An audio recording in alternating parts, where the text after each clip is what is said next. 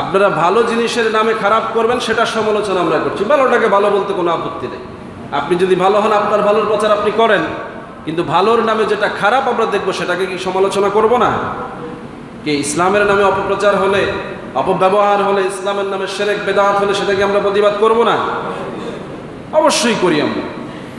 কিন্তু যদি ইসলামটাকে আপনি শিরক বেদাত বলে ফেলেন, তখন কিন্তু আমরা সেটা মেনে নিতে পারি না। এরকম বিষয় কিন্তু এখন ঘটছে। ইসলামের অনেক মৌলিক আমলকে শিরক বেদাত বলা হচ্ছে, ইসলামের অনেক জরুরি বিধিবিধানকেও শিরক বেদাত বলে বলা হচ্ছে। এটা হচ্ছে যার যার ইজতিহাদের ভুল। এখন আমি কার ইজতিহাদ গ্রহণ করব, সেটার জন্য আমার গ্রহণযোগ্য আলেম লাগবে। কি বলেন, ঠিক কিনা?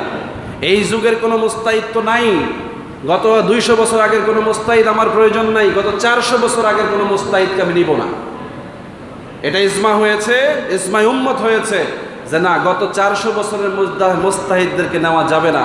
কারণ তাবাকাতুল ফুকাহা সাবআ ফিকুল ইসলামী প্রণয়ন করেছেন 80 হিজরিতে। ইমাম আজম আবু হানিফা জন্মের পরে 16 বছর বয়সে, মানে 100 হিজরির মাথায় গিয়ে ওনারা ফিকুল ইসলামী প্রণয়ন করেছেন।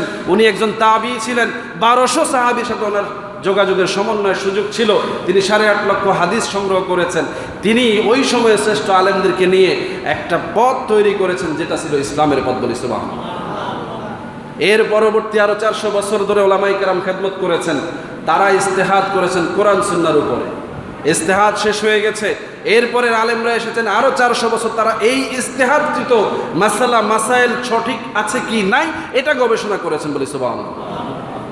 বাকি 400 বছর পরে 1200 হিজরির মধ্যে এটা চূড়ান্ত হয়ে গেছে যে ইসলামের বিধিবিধানের যে শরিয়ার যে মানদণ্ড কোরআন এবং সুন্নাহ, এই কোরআন এবং সুন্নাহ থেকে যা তাখরিজ করার দরকার ছিল, যেইভাবে করলে সত্যিকার অর্থে কোরআন মানা হয়, এইভাবে তাখরিজ করা জিনিস উম্মার হাতে চলে এসেছে।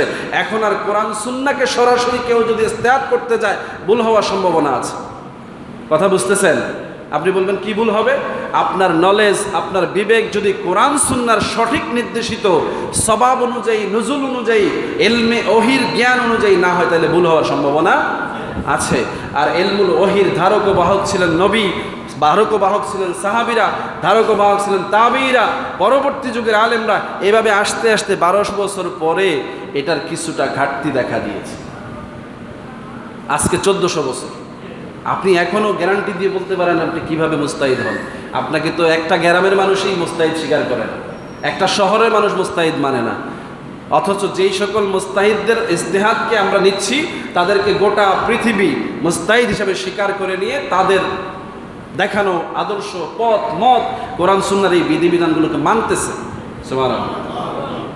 তাইলে আমরা যেই সুপ্রতিষ্ঠিত পথ মথের উপরে আছি, এটার গ্যারান্টি আছে না নাই?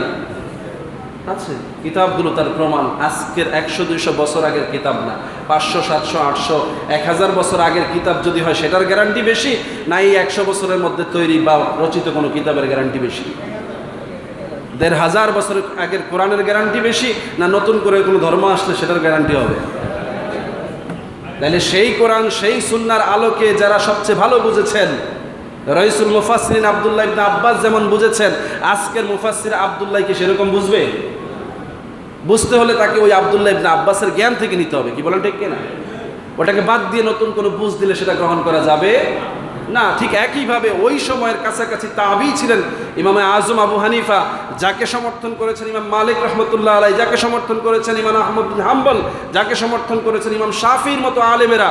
এরকম হাজারো মুস্তাহিদরা যাদেরকে সমর্থন করে তাদের গবেষণার উপরে ইজতিহাদ করেছেন এবং সেটার উপরেই তারা ধর্মকর্ম প্রচার করেছেন। সেই জায়গা থেকে বেরিয়ে এসে আজকে যদি আমরা কেউ 100 বছর 200 বছর আগের কোনো মুস্তাহিদকে দিয়ে ওগুলোকে ভেন্ট করে দেওয়ার ষড়যন্ত্র করি, এটা কোনো উম্মত মেনে নিতে পারে? যারা মেনে নিবে তারা গ্যারান্টিবিহীন ইসলামের দিকে যাবে, আর যারা পূর্বেরটার উপরে থাকবে তারা গ্যারান্টি যুক্ত ইসলামের মধ্যে থাকবে ইনশাআল্লাহ। কি বলেন, ঠিক কিনা ভাইয়েরা? এই জায়গায় হচ্ছে ফিতনা, গ্যারান্টি দিলে রেগে যাওয়ার। এটাই কারণ যে এই গ্যারান্টি সিল উঠাইতে না পারলে তো নতুন মাল খাওয়ানো যাবে। আমার কথায় রাগ হইেন না, আবার কারোর প্রতি শত্রুতা নেই। এজ এ মুসলমান সবার প্রতি আমার ভালোবাসা, মহব্বত আছে।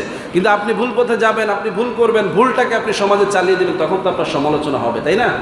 তাও আপনার সব কাজের তো সমালোচনা হচ্ছে না, আপনার ভালো ভালো দিকগুলো তো সমালোচনা হচ্ছে না, আপনার খারাপ দিকগুলো সমালোচনা হচ্ছে। আপনি অনেক ভালো কাজ করছেন, সেগুলোর বিরুদ্ধে কেউ বলছে না।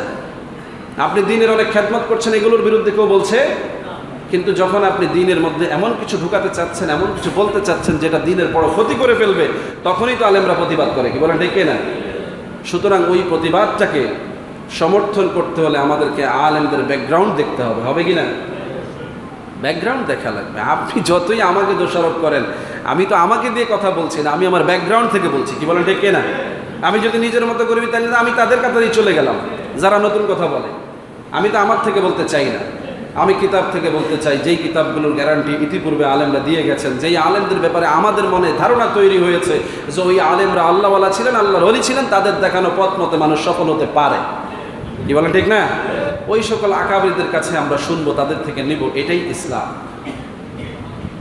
এই জায়গায় মুসলমানদের সাফল্য, যে তারা বারবার দিক পরিবর্তন করে না, তারা বারবার তাদের আকীদা পাল্টায় না, তারা বারবার তাদের আদর্শ তৈরি করে না, তারা একটা আদর্শকেই লালন করে যেটা রাসূলুল্লাহ সাল্লাল্লাহু আলাইহি সাল্লাম থেকে ধারাবাহিকভাবে চলে আসছে, এবং এটাই কিয়ামত পর্যন্ত ইসলামের পথ হবে, কি বলেন ঠিক কিনা?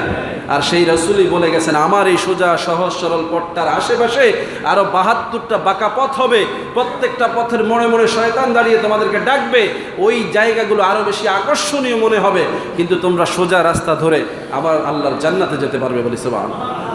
এই জন্য আপনি বারবার নামাজের মধ্যে বলছেন ইহদিনাস সিরাতাল মুস্তাকিম, আল্লাহ আমাদেরকে ওই পথটা দেখান যেই পথটা সিরাতাল মুস্তাকিম, সহজ সরল পথ। আপনি দোয়া করতেছেন এরকম একটা পথের জন্য, আল্লাহ তো আপনাকে সেই রকম একটা পথ দিয়েছেন। এদেশের মানুষ সহজ সরল পথে চলেই জান্নাতে যাওয়ার আশা করে, কি বলেন ঠিক না? এত ভেজাল মেজালের মধ্যে গিয়ে এত মত পথ যাচাই করে তারা চিন্তা করে না, তারা চিন্তা করে পূর্ব থেকে আমাদের ওলামায়ে কেরাম, আউলিয়ায়ে কেরাম, ইমাম সাহেবরা আমাদেরকে যেই পথে যেভাবে ডেকেছে আমরা এই পথে চলবো, জান্নাতে চলে যাবো, কি বলেন ঠিক না? এটাকে সহজ সরল পথ বলা হয়েছে কেন? কারণ তারা ওই মানুষগুলোর উপরে আস্থা রেখেছে, তাদেরকে বিশ্বাস করেছে, তাদেরকে ভালো বলে জেনেছে। এখন আপনি বলবেন যে না, আপনি নিজে পড়াশোনা করেন, নিজে গবেষণা করেন, নিজে কোরআন শিখেন, এটা সহজ সরল পথ হইল। আপনি আমার জন্য এটাকে কঠিন করে দিলেন, কারণ আমার এই জ্ঞান নাই, আমার এই নলেজ নাই, আমি কোরআনের আয়াত ঠিক মতো পড়তে পারি না, আমি সূরাগুলো শুদ্ধ বলতে পারি না, আমি ফেকার একটা মাসালা ঠিক মতো বলতে গেলে আলেমের শরণাপন্ন হতে হয়।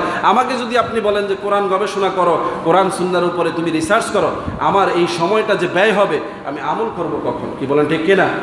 যদি এটাই হতো তাহলে রাসূল পৃথিবীতে কেন আসতেন? আল্লাহ তো কোরআন পাঠিয়ে দিয়ে বলতেন তোমরা পড়ে নিও, নাউজুবিল্লাহ। সাহাবারা কেন গবেষণা করলেন? আল্লাহ রাসূল তাদেরকে দায়িত্ব দিয়েছেন, নিজে থেকে সেই দায়িত্ব পালন করিয়ে দিয়েছেন। পরবর্তী যুগে তাবেঈরা করেছেন, আলেমদেরকে দিয়ে করেছেন, করিয়ে একটা সুনির্দিষ্ট ঠিকানা তৈরি করে দিয়েছেন, যাতে করে মুসলমানরা সহজ সরল রাস্তাটা খুঁজে পায়, কি বলেন ঠিক না? এই 1400 বছরের পরিশ্রমকে আপনি ভ্যান করে দিয়ে নতুন কোন সহজ সরল রাস্তা আমাদেরকে দেখাবেন? কিভাবে দেখাবেন বলেন?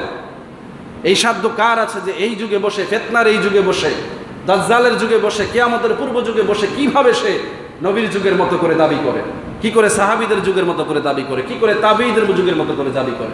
আমাদের এই জায়গায় বিবেক শূন্য হয়ে যায়, আমরা এই জায়গায় বেশি চিন্তা করতে পারি না।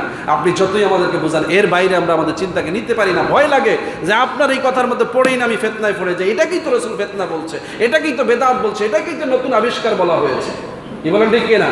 পুরানো জিনিসটা আমার কাছে আছে, আমি সেটার উপরে থাকতে চেষ্টা করতেছি যতটুকু সাধ্যে কুলায়। আমার সাধ্য নাই, আমি পুরোটা মানতে পারি না, যা জানি তাও পালন করতে পারি না।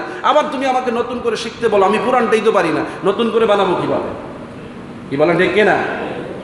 আমার ভাইয়েরা, এগুলো অযৌক্তিক কথা না, এগুলো গোমরাহির কথা না, এগুলো জ্ঞান শূন্যতার কথা না, এগুলো বিবেকবান মানুষের আদর্শ। যে হ্যাঁ, তুমি যদি সঠিক রাস্তাটা খুঁজে পাও, বেহুদা পরিশ্রম না করে ওই রাস্তায় চলে যাও না, কি বলেন ঠিক না? আল্লাহ রাব্বুল আলামিন আমাদেরকে বোঝার তৌফিক দান করুন, সকলে বলে আমিন। এটাকেই ফিতনা বলা হয়েছে। সহজ সরল রাস্তা থাকার পরেও মানুষের অস্থির হয়ে যাবে যে আসলে সহজ সরল কোনটা ঠিক পথ। এই যে বিভ্রান্তিতে পড়ে যাওয়া, এটা কি রাসূল শেষ জামানার ফিতনা বলেছেন। আল্লাহ আমাদেরকে হেফাজত করুন, সকলে বলে আমিন। ওয়া মা তৌফিক ইল্লা বিল্লাহ। আসসালামু আলাইকুম ওয়া রাহমাতুল্লাহি ওয়া বারাকাতুহু। যারা কাবলাল জুমা আদায় করি না, 4 রাকাত সুন্নাত পড়ে নেবেন ইনশাআল্লাহ।